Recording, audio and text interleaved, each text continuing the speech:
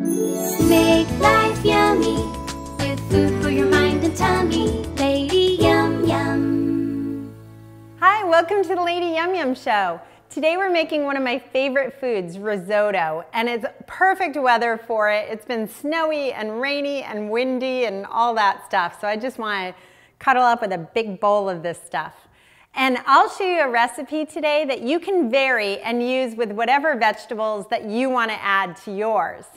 And let's get started by putting on a medium heat under our saucepan.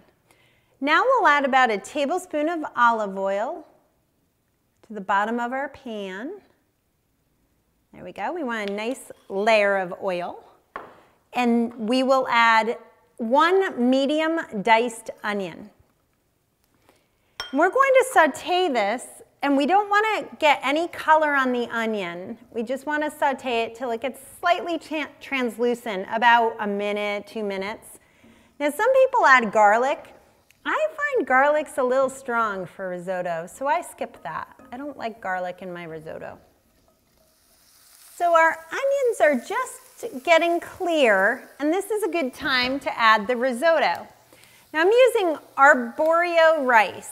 And read the package on the rice to know whether or not you should rinse it. Some rice says to rinse, some says not to. So just use the rice package to know whether you need to rinse or not. We're going to continue to saute our rice until the outside of it is clear, but there's still a white center. It takes 3 or 4 minutes. Now you can see there's still a little white bit in the center of our rice, but the ends and the sides are clear. So now we're ready to start adding our liquid. Now we'll add some wine. I'm using white wine. I'm going to add about a ½ cup. Now if you don't have white wine, you could use vermouth or Madeira, or even a teaspoon. Instead of a ½ cup of white wine, you could use a teaspoon of white vinegar. You just need a little teeny bit of acid flavor. Or you can leave it out. It'll be fine without. Now we're going to continue to stir this. I turned up my heat a little. Until all this liquid is absorbed in the rice. It just takes a very few minutes, you'll see. There, you can see now that the wine has been absorbed, no liquid. And this is where we'll start adding warm stock. So the stock has been brought to a simmer a ½ cup at a time. So we'll add a ½ cup. I happen to have a ½ cup ladle, which works very nicely for this purpose. And we'll stir, stir, stir until it's all absorbed. The stirring adds to the creaminess. So that's one of the big keys of making risotto. Now the other thing I think about when I make risotto is how long my veggies need to cook. So all risotto takes about 20 minutes. So I add vegetables based on how many minutes I think they need to cook. And my first vegetable today is going to be the artichoke. I'm going to add the artichoke here, I might as well add it now. Pretty early in the process because they can take a lot of heat and they can cook and they'll just get creamy and broken down and taste delicious. If I was using maybe a butternut squash, I'd also add it early in this process. More delicate vegetables like asparagus, I add much later, maybe halfway through. Okay, so you can see the liquid all absorbed. Here we go, and we add another ½ cup. And we'll just keep adding liquid and waiting for it to absorb until we go through about a quart of liquid. I'll start tasting this after about 10 minutes. I'm using frozen artichokes, and if you can get those, I highly recommend them. You don't want the artichokes that are in the oil, and you don't want ones that are in vinegar or marinade. So the second best after frozen would be canned artichokes that are just in a water and sometimes salt solution. This is my last scoop of liquid, and boy, are my arms tired, so thank goodness. You can see just about all the liquid soaked up. It gets harder to tell if the liquid's soaked up near the end because it's so creamy. I'm going to add one more scoop of broth and keep stirring.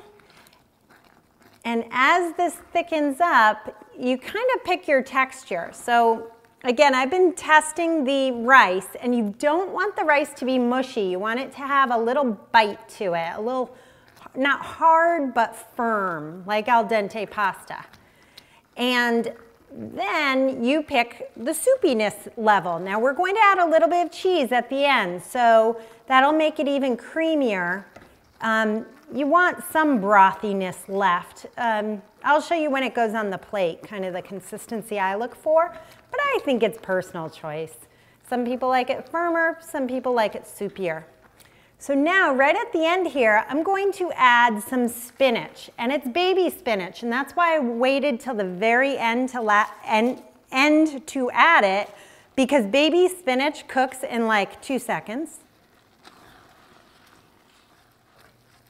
I've added a total of 3 to 4 cups of baby spinach, and you just cook it until it's bright green and wilted, and the last of that liquid is soaked up. So just a few minutes total time in this last step of the veggies. Oh, it looks bright green. That looks great. And I'm going to turn off the heat and do the last few ingredients. I just use 1 ounce of Parmesan cheese. In restaurants, they probably use literally 8 times that much.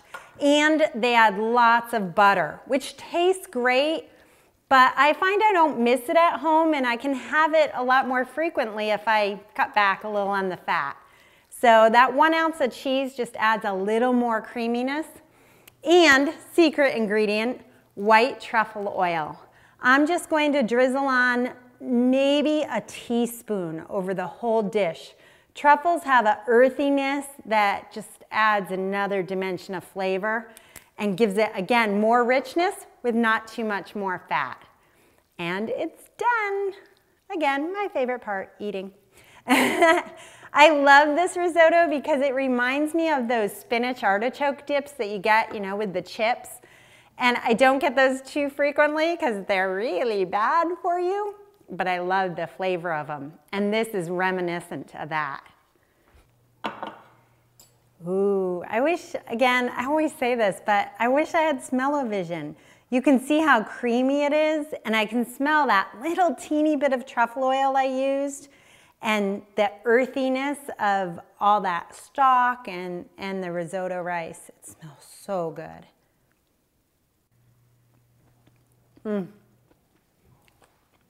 This is so good on this blustery night. Now, I had checked this a few times for salt. I didn't need to add some. The Parmesan I used was real salty, but check it. You might have to use salt, add salt to yours. Give this a try. It's such a satisfying and restaurant-style meal. I know 20 minutes standing at the stove seems like a long time, but it's so worth it. See you next time.